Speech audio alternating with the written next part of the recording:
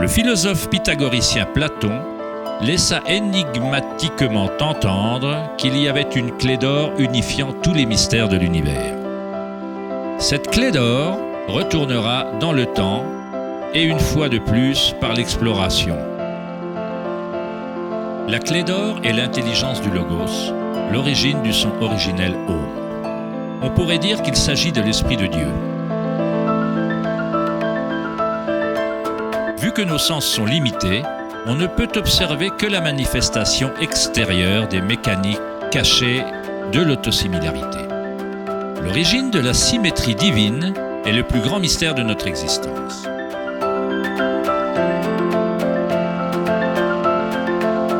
Bon nombre d'éminents penseurs de l'histoire, tels que Pythagore, Kepler, Léonard de Vinci, Tesla et Einstein, approchèrent le seuil du mystère.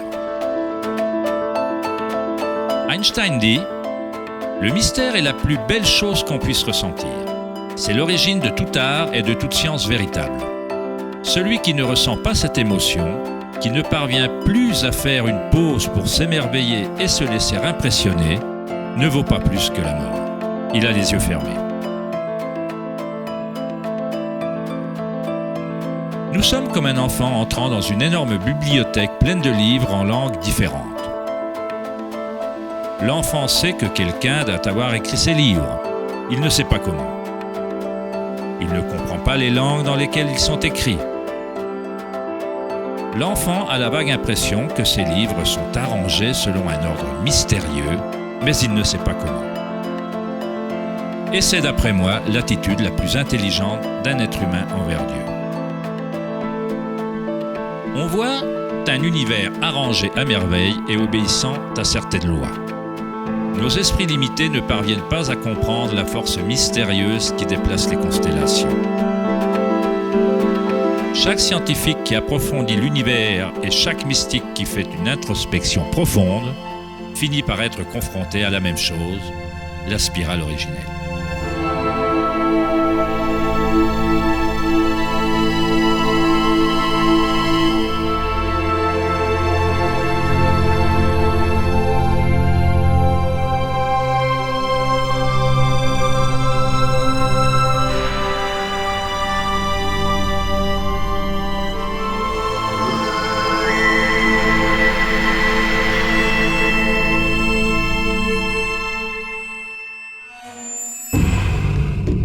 Un millénaire avant la création de l'ancien observatoire de Stonehenge, le symbole de la spirale prédominait sur Terre. On pouvait trouver des spirales anciennes dans toutes les parties du globe. On peut trouver des milliers de spirales anciennes similaires dans toute l'Europe, le Nouveau-Mexique nord-américain, l'Utah, l'Australie, la Chine, la Russie. Dans pratiquement chaque culture indigène sur Terre, les spirales anciennes symbolisent la croissance, le développement et l'énergie cosmique incarnée dans le soleil et dans les cieux. La forme de la spirale se miroite dans le macrocosme de l'immensité de l'univers même. Dans les traditions autochtones, la spirale était le symbole de l'origine énergétique, la mère originelle. Les spirales néolithiques de Newgrange, en Irlande, datent d'il y a 5000 ans.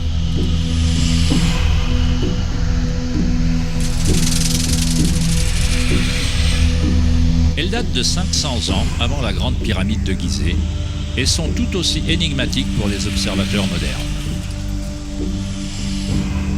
La spirale remonte à un moment de l'histoire où les humains étaient plus reliés à la Terre, aux spirales et aux cycles naturels. Une période pendant laquelle les humains s'identifiaient moins aux pensées. La spirale est ce que nous percevons comme étant la torsion de l'univers. Prana, ou la force créative, fait tournoyer Akasha dans un continuum de formes solides. Trouvée à tout niveau entre le macrocosme et le microcosme, de galaxies spirales à des systèmes météorologiques, à l'eau de votre baignoire, à votre ADN,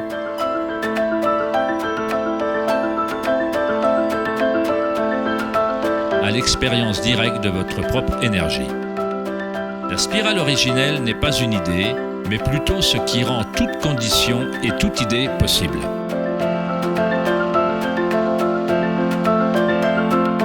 On trouve des types variés de spirales et d'hélices dans le monde naturel.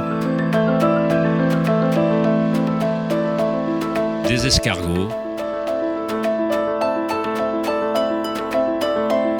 des coraux,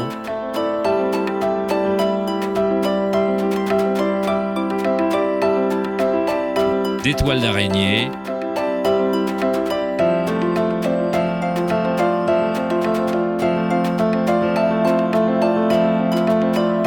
des fossiles,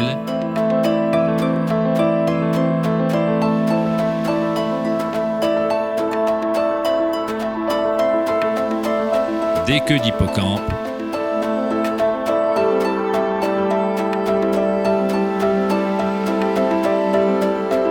des coquillages. De nombreuses spirales présentes dans la nature peuvent être identifiées comme des spirales logarithmiques ou des spirales de croissance. Plus on s'éloigne du centre, plus les éléments de la section s'élargissent. Comme le collier de perles d'Indra, les spirales logarithmiques sont similaires à elles-mêmes ou holographiques, si bien que les caractéristiques de chaque élément se reflètent dans le tout. Dans l'ancienne Grèce, il y a 2400 ans, Platon considérait que la proportion géométrique continue était le lien cosmique le plus profond. Le nombre d'or, ou la proportion divine, est le plus grand secret de la nature. Le nombre d'or est la proportion telle que le rapport de A plus B est à A, ce que le rapport A est à B. Pour Platon, l'âme du monde s'unit dans une résonance harmonique. On peut observer un modèle pentagonal similaire à une étoile de mer ou à une tranche de gombo dans la trace que la trajectoire de la planète Vénus dessine dans le ciel nocturne sur une période de 8 ans.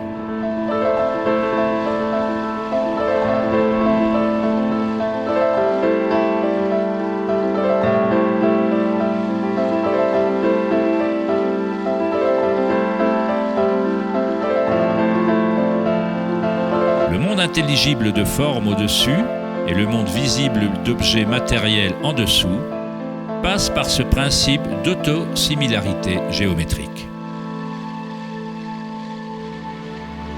Des modèles de spirales autosimilaires aux choux romanesco, aux spirales de galaxies, la spirale logarithmique est un modèle invariable et parfait.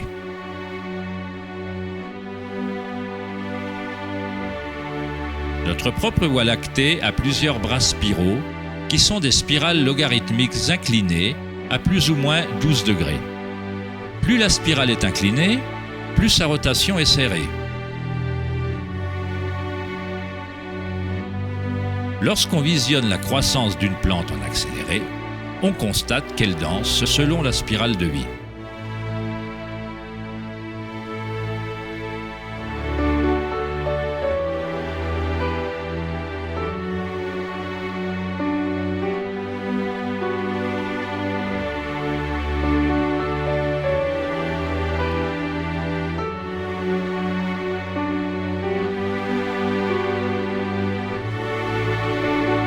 Une spirale d'or est une spirale logarithmique qui a un facteur de croissance équivalent au nombre d'or. Le nombre d'or est une relation mathématique particulière qui se répète dans toute la nature.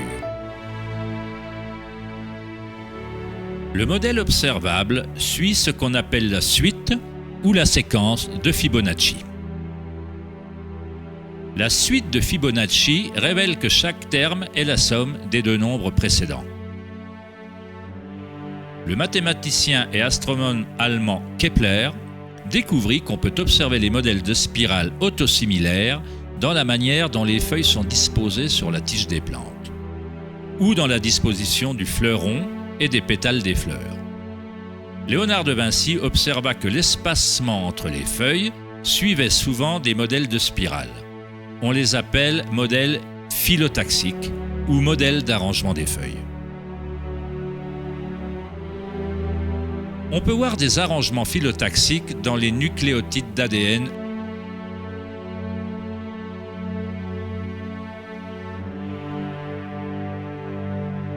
auto-organisés et dans tout, des arbres généalogiques de lapins reproductifs aux pommes de pin, aux cactus, aux flocons de neige, en passant par de simples organismes tels que les diatomées. La diatomée est un des types de phytoplancton les plus courants. De simples organismes monocellulaires nourrissant d'innombrables espèces dans la chaîne alimentaire.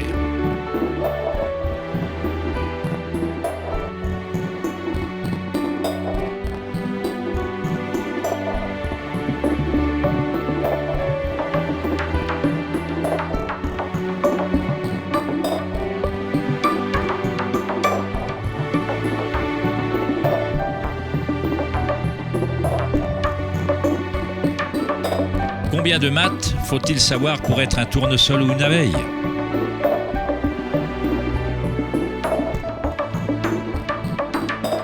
La nature ne consulte pas le département de physique pour faire pousser des brocolis. La structuration se produit automatiquement. Dans le domaine de la nanotechnologie, les scientifiques utilisent le terme auto-assemblage pour décrire la façon dont les complexes se développent sur le modèle de la phase hexagonale initiale de la formation de l'ADN. En nanotechnologie, des nanotubes de carbone se composent d'un arrangement similaire de matériel. La nature répète ce type de géométrie sans aucun effort, automatiquement, sans calculatrice. La nature est précise, extrêmement efficace. Selon le célèbre architecte et auteur Buckminster Fuller, ces modèles dépendent de l'espace-temps. L'ADN et la structure alvéolaire ont la forme qu'ils ont pour la même raison qu'une bulle est ronde. C'est la forme la plus efficace pour utiliser le moins d'énergie possible. L'espace lui-même a une forme et ne permet que certaines configurations de matière et adopte toujours par défaut ce qui est le plus efficace. Ce sont les modèles les plus solides et les plus efficaces de développer des structures architecturales telles que les géodes.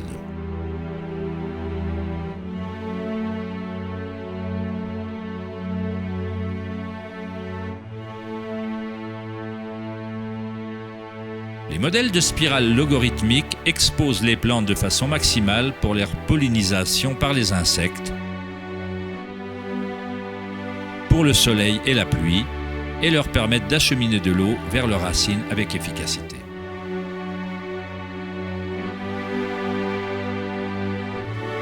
Les oiseaux de proie se servent du modèle de la spirale logarithmique pour s'abattre sur leur prochain repas. Voler en spirale est la façon la plus efficace de chasser.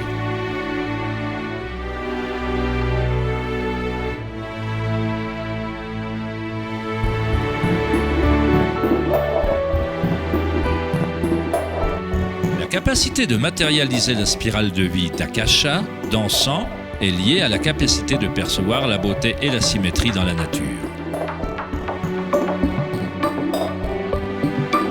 Le poète William Blake écrivit « L'univers végétatif s'ouvre comme une fleur provenant du centre terrestre où se trouve l'éternité.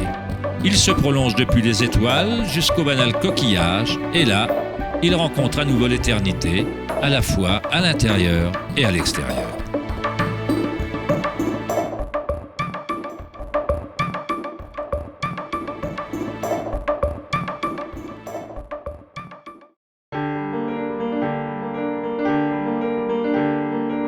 L'étude des modèles de la nature n'est pas une science très courante en Occident, mais en Chine ancienne, elle était connue sous le nom de Li. Li reflète l'ordre dynamique et le modèle de la nature.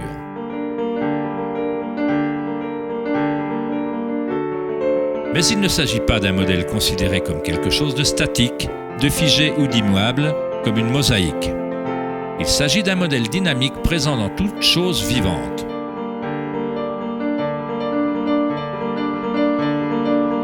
Les nervures des feuilles,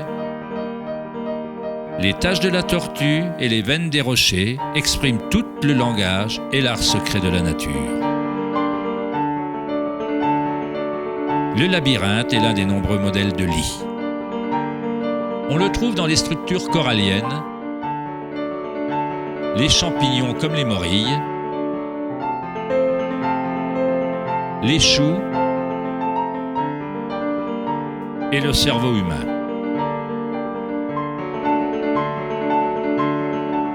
Le modèle cellulaire est un autre modèle courant de la nature. Il y a une myriade de structures cellulaires différentes, mais elles sont toutes ordonnées selon leur raison d'être et leur fonction.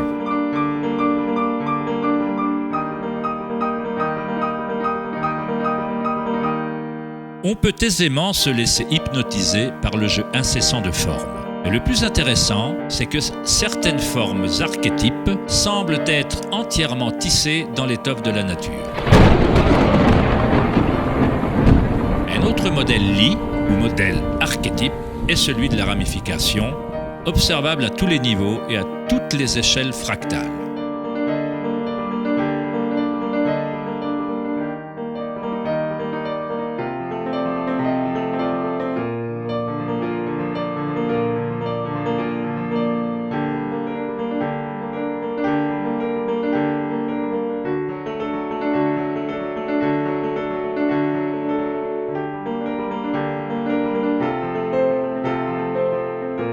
Prenez par exemple l'incroyable image de la simulation produite par un superordinateur appelée simulation du millénaire, montrant la distribution de la matière noire dans l'univers local.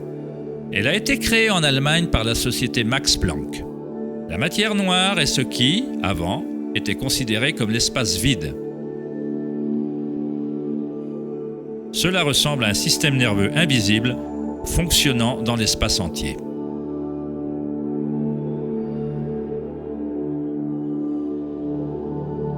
L'univers ressemble littéralement à un cerveau géant. Il pense constamment à utiliser un type d'énergie noire ou cachée, que la science commence seulement à comprendre. Une énergie inconcevable traverse cet immense réseau, fournissant l'élan nécessaire à l'expansion et à la croissance de l'univers.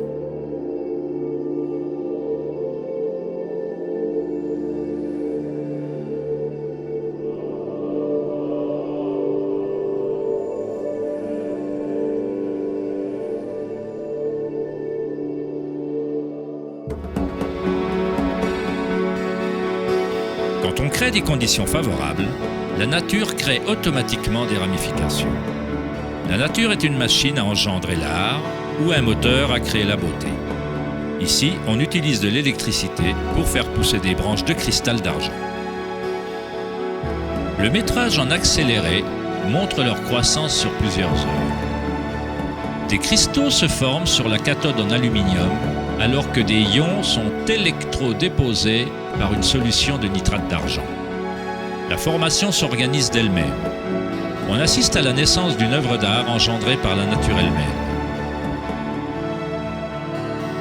Johann Wolfgang von Goethe déclara « La beauté est une manifestation de lois naturelles secrètes qui, autrement, nous auraient été cachées à jamais. » Dans ce sens, tout dans la nature est vivant, s'auto-organisant. En utilisant un voltage plus élevé, la ramification fractale devient encore plus évidente. Ceci se produit en temps réel.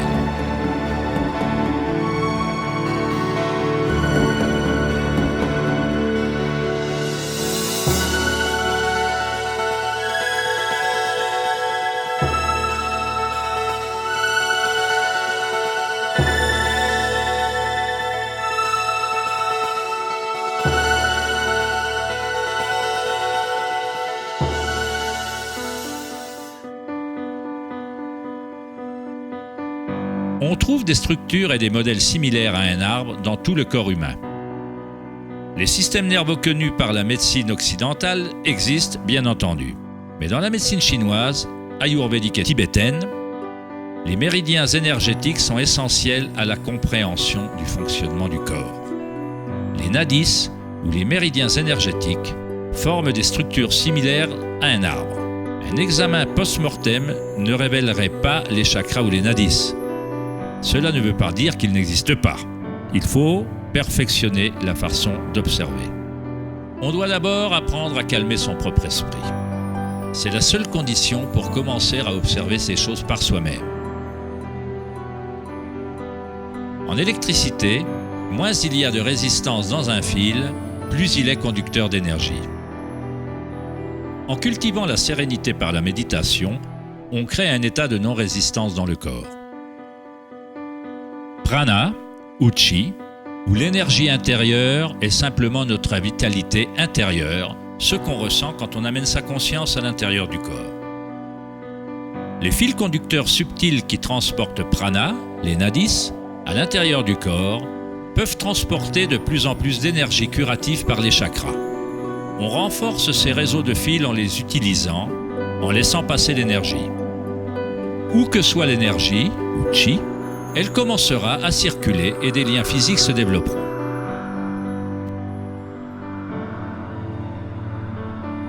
Dans le cerveau et le système nerveux, les modèles de réseaux physiques se forment par la répétition. En portant continuellement son attention à l'intérieur et en diminuant la résistance aux associations expérimentées, on augmente sa capacité énergétique.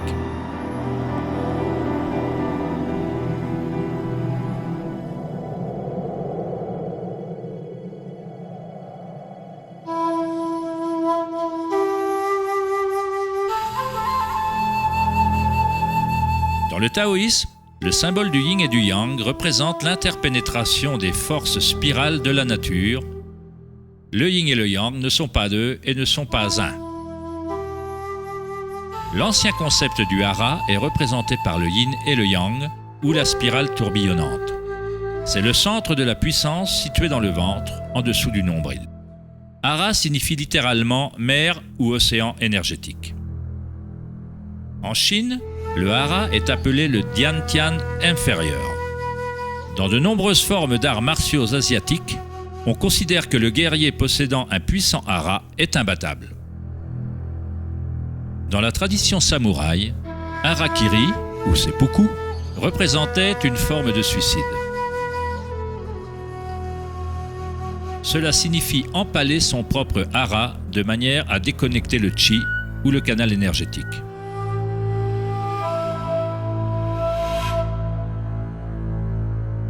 Se déplacer du centre crée un mouvement gracieux qu'on ne voit pas que dans les arts martiaux.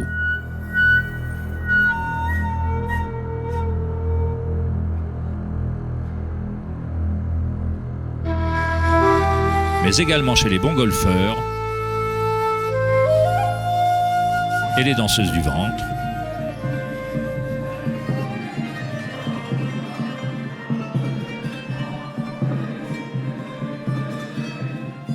et les derviches tourneurs soufis.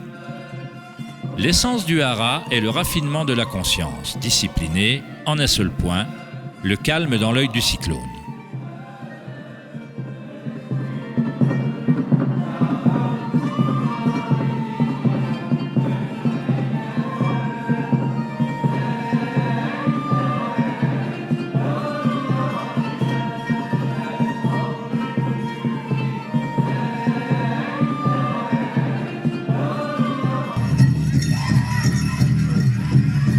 C'est l'intuition reliée à une source énergétique.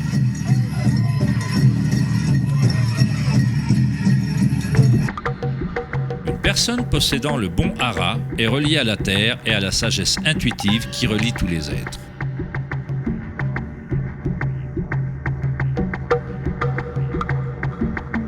Penser avec son ventre, hara del Gandanasai, c'est puiser dans sa sagesse intérieure.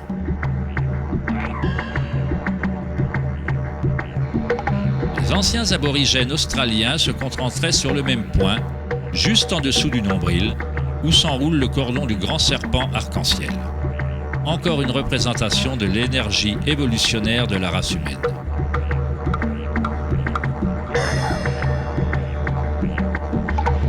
Qu'une nouvelle vie commence dans le hara n'est pas une coïncidence.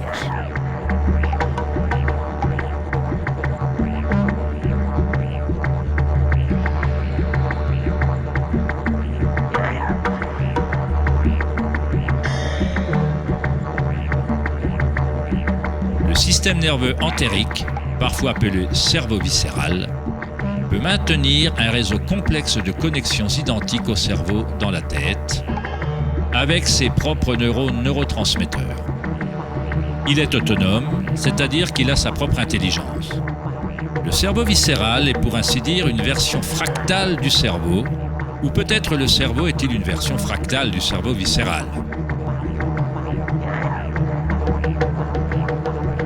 Un ours en bonne santé possède un hara fort.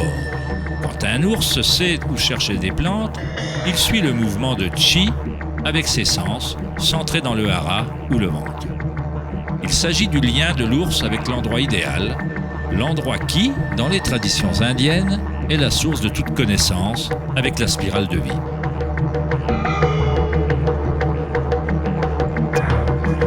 Mais comment les peuples anciens connaissaient-ils la spirale, alors que la science moderne commence seulement à reconnaître sa signification ?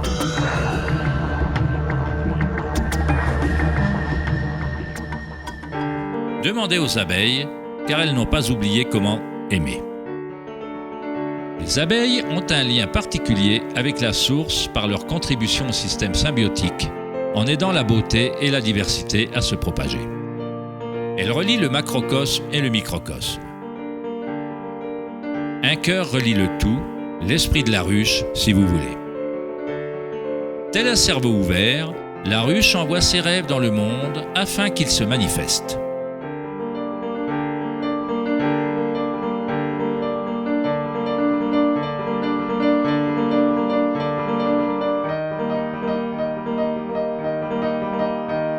Dans la nature, de nombreuses créatures savent comment agir à l'unisson, se déplacer avec un seul esprit, dans une seule direction.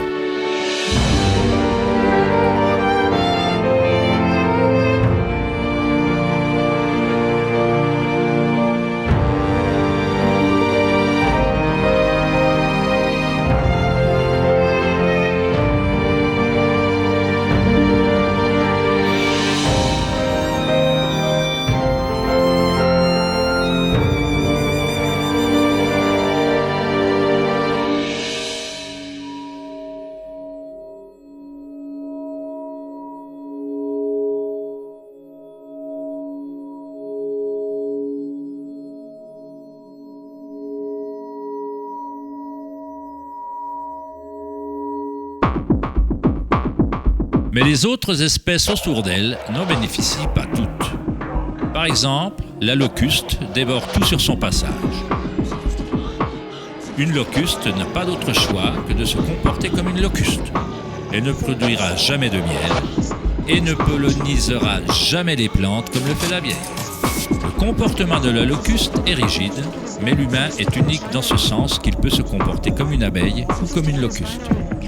On est libre de changer et de manipuler les modèles d'interaction avec le monde. On peut exister en symbiose ou en tant que parasite.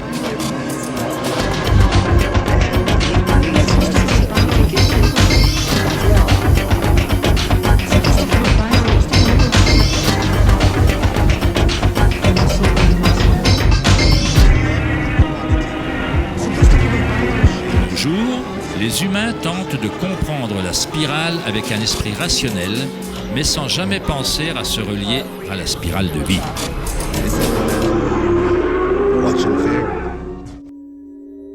On a toujours été reliés.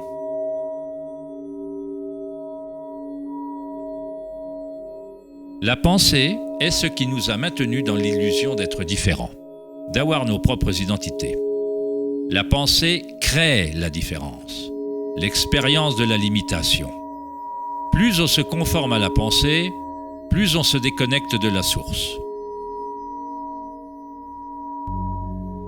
Les cultures anciennes, moins axées sur la pensée, s'harmonisaient avec la spirale d'une manière plus directe et plus personnelle que de nos jours. Dans l'Inde ancienne, Kundalini représente l'énergie intérieure remontant l'épine dorsale selon le modèle du serpent ou de l'hélice.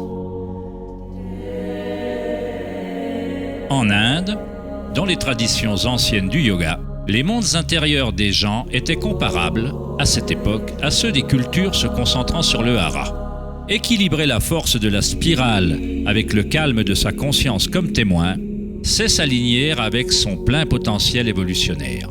s'épanouir en un être qui était prédestiné à devenir l'être unique à multiples facettes. Ida, le canal féminin ou lunaire, est relié à l'hémisphère droit du cerveau, et Pingala, le canal masculin ou solaire, est relié à l'hémisphère gauche du cerveau. Quand ces deux canaux s'équilibrent, l'énergie remonte un troisième canal, Sushumna, le long du centre de l'épine dorsale, stimulant les chakras et libérant le plein potentiel évolutionnaire. Chakra, dérivé d'un ancien mot sanskrit, signifie roue énergétique. Kundalini n'est rien moins que la spirale originelle qui fait danser la vie humaine dans l'existence. Il s'agit d'un ordre différent d'énergie que celui qu'on comprend normalement, comme une passerelle entre la matière brute et les énergies les plus subtiles. La passerelle, c'est vous. Kundalini n'est pas une énergie qu'on impose par la volonté, les efforts ou les frictions. C'est comme faire pousser une fleur. Tout ce qu'on peut faire, en bon jardinier, c'est préparer le sol et rendre les conditions propices et laisser la nature prendre son cours.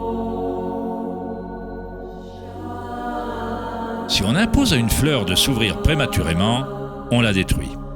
Elle pousse avec sa propre intelligence, avec ses propres instructions préorganisées. L'esprit égotique, arrêté sur le monde extérieur, est ce qui empêche d'expérimenter sa vraie nature vibratoire intérieure. Quand la conscience se tourne vers l'intérieur, elle s'assimile aux rayons du soleil et au lotus qui commence à pousser.